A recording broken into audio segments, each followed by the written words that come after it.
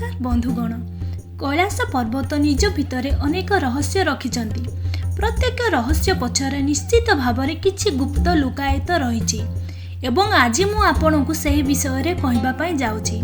आज आपण कैलाश पर्वत सहित जड़ित सही तथ्य जानिबा पई जाउछंती जहा आपनक ठारू लुचि रहिछि। तेणु विलंब न करी चालंतु वीडियो आरंभ करिबी। कुआ जाए कि कैलाश पर्वतर आकाश रे अनेक थर आलोक देखा जाइथिला एवं एही आलोक साधारण आलोक नथिला। कैलाश पर्वत उपरकू चढ़ुथुबा लोक माने कुहंती जे एही पर्वतरु 7टी भिन्न रंगर आलोक बाहरी थाए। आमे इंद्रधनु कथा कहूना, नासा मध्य एहाकु ग्रहण करिछि। वैज्ञानिक माने विश्वास करंती जे एहा चुंबकीय शक्ति जोगु होई पारे। एठारे चुंबकीय शक्ति आकाशरू मिली थाए एवं बेले बेले एपरी घटना घटे जहाकु आमे कल्पना मध्य करि परिबा नाही। केवल सेतिकी नुहे, कैलाश पर्वत सबुठारु बड़ रहस्य हेउछि एहार आकृति एवं एहार डिजाइन। रूसियन साइंटिस्ट का अनुसार एहा एक पर्वत नुहे बरं मनुष्यकृत पिरामिड अटे। से कहिचंती कैलाश पर्वत दुनियार सर्वबृहत प्राचीन मानव निर्मित पिरामिड होई पारे, जहा समुदाय 100टी छोट पिरामिडर केन्द्र अटे। एहा सहित जड़ित चर्च एवं तिहुआना पिरामिड कैलाश पर्वत भितर एक रहस्यमय जगत बोली दाबी करा जाइछि। सेमानक तथ्य अनुसार एक प्राचीन सभ्यतार लोक माने एठारे बास करुथिले, जेउ माने समग्र पर्वत को नियंत्रण करुथिले एवं निजकु मध्य रक्षा करुथिले। एठारे अनेक लोक मध्य एहा कहिचंती जे ए पर्यंत यति मानव देखा जाउछंती, जहार अर्थ एठारे निश्चित भावरे केही अछंती।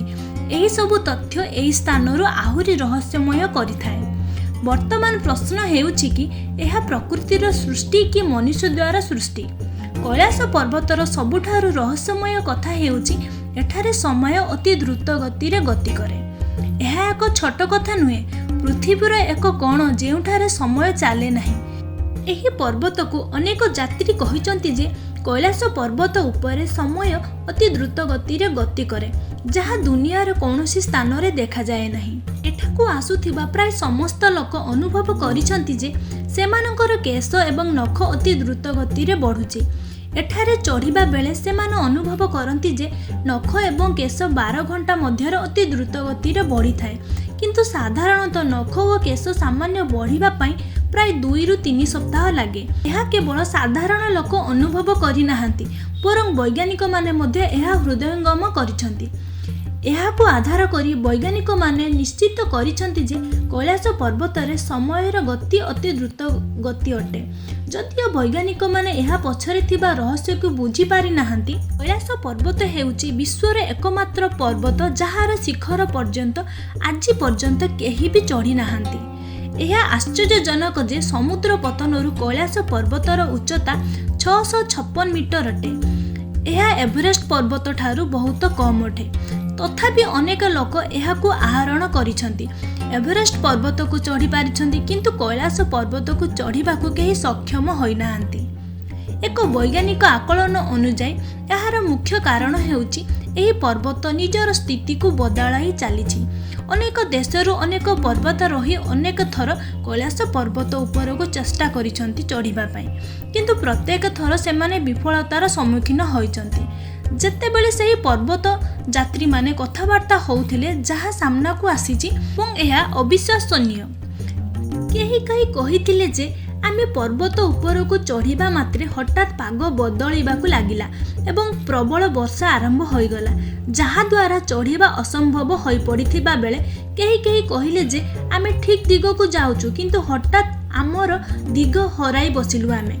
लोकमाने विश्वास करंती जे कैलाश पर्वत उपर एक ऐश्वरिक शक्ति अछि, जहा पर्वत उपर को चढ़ीबाकु काहाकु अनुमति दिए नाही, कारण एही पर्वत हेउची भगवान भोलानाथंकर वासस्थान। वर्तमान पर्वत उपर को चढ़ीबा संपूर्ण निषेध करा जाइछि।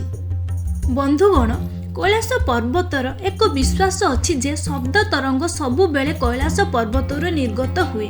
आपण एही पवित्र स्थान को प्रवेश करिबा मात्रे आपण एक शब्द सुनिबे। लोकमाने कुहंती जे एही शब्द भगवान शिवक डम्बरुर एवं ओमर शब्द, किंतु वैज्ञानिकଙ୍କ मतरे बरफ तरलिबा एवं बरफ भांगिबार कैलाश पर्वतरे अनुभूत हुए। ଭଗବାନ ଶିବଙ୍କ ଡମ୍ବରୁ ଏବଂ ଓମ୍ର ଶବ୍ଦ ଶୁଣାଯାଇଛି, କିନ୍ତୁ ବର୍ତ୍ତମାନ ପର୍ଯ୍ୟନ୍ତ ବୈଜ୍ଞାନିକମାନେ ଏହାକୁ ସମ୍ପୂର୍ଣ୍ଣ ରୂପେ ଜାଣିପାରି ନାହାନ୍ତି। ଏହି ଧ୍ୱନି ପ୍ରକୃତରେ କୌଣସି ଜିନିଷର ଧ୍ୱନି ନୁହେଁ, କିନ୍ତୁ ଏଠାକୁ ଆସୁଥିବା ପର୍ବତାରୋହୀମାନେ କୁହନ୍ତି ଯେ ଯଦି ଆପଣ ଏହି ଶବ୍ଦକୁ ଭଲ ଭାବେ ଶୁଣନ୍ତି ତେବେ ଆପଣ ପ୍ରକୃତରେ ଡମ୍ବରୁ ଏବଂ ଓମ୍ର ଶବ୍ଦ ଶୁଣିପାରିବେ। ବର୍ତ୍ତମାନ ଆପଣ ଏହାକୁ ଏକ ଶବ୍ଦ କିମ୍ବା ଶିବ ଶକ୍ତିର ରହସ୍ୟ ବୋଲି ମଧ୍ୟ ଭାବିପାରିବେ, ଯାହା ଆପଣଙ୍କର ଇଚ୍ଛା।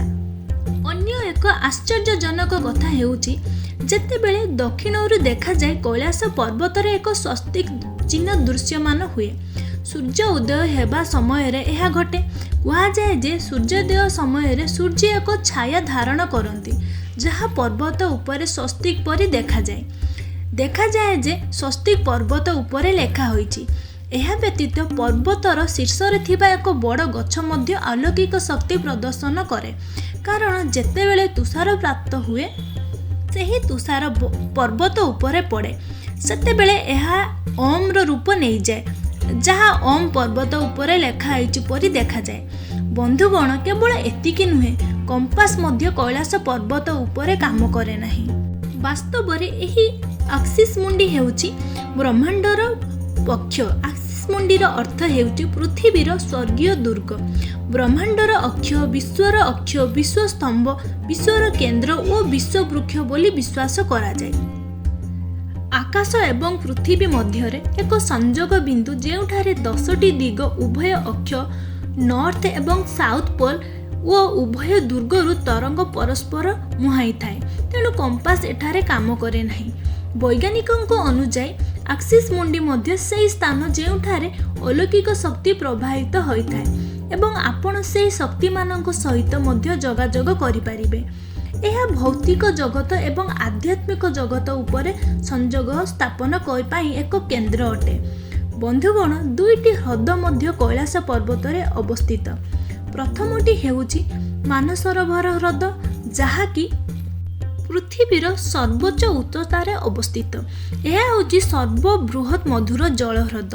ମାନସରୋବର ଶବ୍ଦ ସଂସ୍କୃତ ଶବ୍ଦରୁ ଆସିଛି ଏବଂ 2ଟି ଶବ୍ଦକୁ ନେଇ ଗଠିତ ହୋଇଛି, ଯେଉଁଥିରେ ମାନର ଅର୍ଥ ହେଉଛି ମଣିଷ ଏବଂ ସରୋବର ଅର୍ଥ ହେଉଛି ହ୍ରଦ।